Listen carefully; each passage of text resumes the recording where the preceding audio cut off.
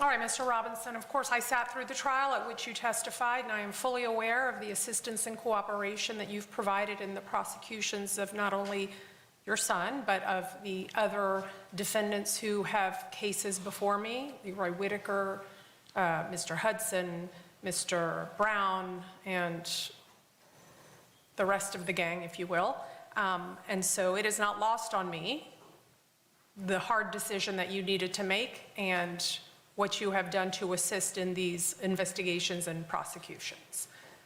I am, of course, bound by the plea agreement you all have reached, but when it comes to departure, that is strictly within the discretion of the court. You understand that? Yes, ma'am. And it sounds as if the state agrees that your assistance would qualify under 921.00262I for that departure, and I do so find that your assistance qualifies. In addition, under 2B, I believe it is, I also acknowledge that in these horrific crimes that resulted in the death of people in our community, that you were not the shooter, you did not provide or get rid of the firearms or play a major role in the crimes. You did play a role in the crimes, and for that you're being held accountable by being an accessory after the fact, driving people to the doctor, driving people away from a crime scene, providing money for Mr. Barner to get out of town with Janera Smith, and so that is what I am sentencing you for today. I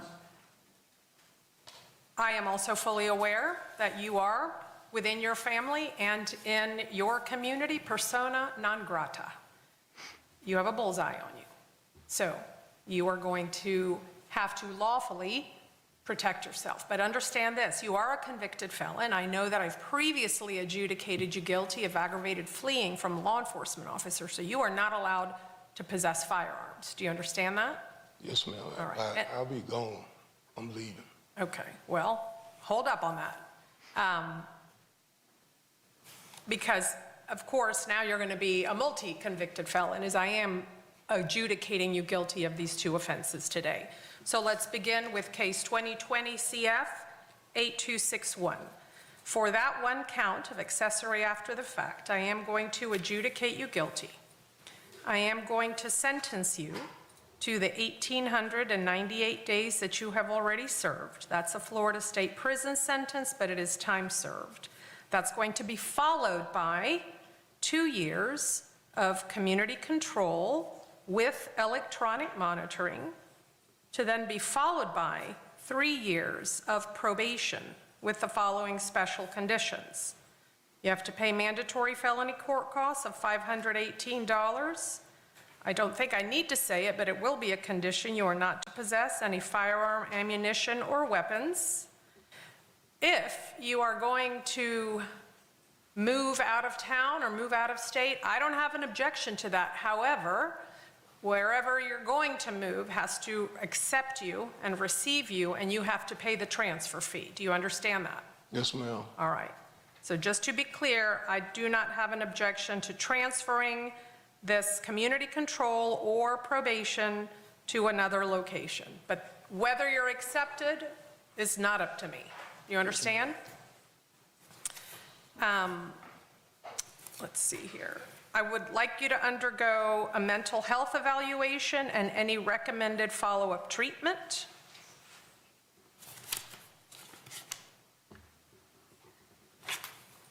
And you were retained counsel, is that correct? Your Honor, in Not case appointed? number, in the 2020 case, yes. In 21 CF 3570, I was appointed. Okay. Thank you. All right, let's move on to that case then. 21 CF 3570.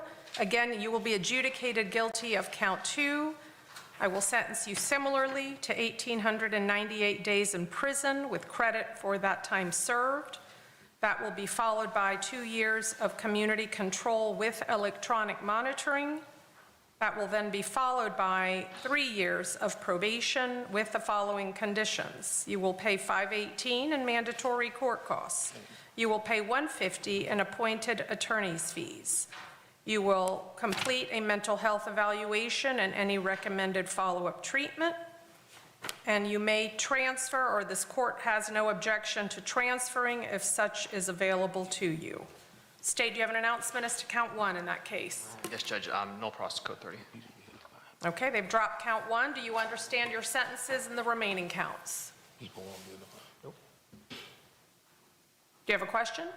Your Honor, he was just asking, his concern is if people would be able to identify him by way of the ankle monitor. I don't believe that would be possible. It's strictly managed by DOC probation. That's managed by the Department of Corrections. That's not subject to somebody publicly being able to find out who's wearing what electronic monitor, I advise right? the same. Do we have probation on Zoom? Good morning, Judge. Yes, probation is present. We would not be able to identify with the electronic monitoring, but can you also state that his address be placed confidential? Yes. We'll do that. His address can be confidential, only known to DOC. Okay? Do you need that in a written order from me, or is that sufficient for me to just say this on the record? A written order, please, Judge. Okay, I'll be sure to get that done. Do you understand your sentences? Yes. Do you have any questions? No, he explained it to me again. Okay. State, I will need the guidelines so I can complete those. That's going to conclude your 2 cases today, Mr. Robinson. Thank you, Your Honor. That's all I have before the court. May I be excused? Yes, you may. Thank you.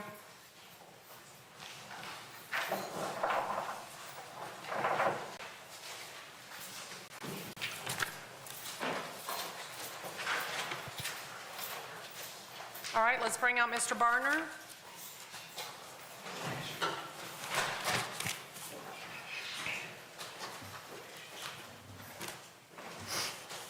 And good morning, Your Honor. May I approach with the state while Mr. Barner is making his way out? Okay.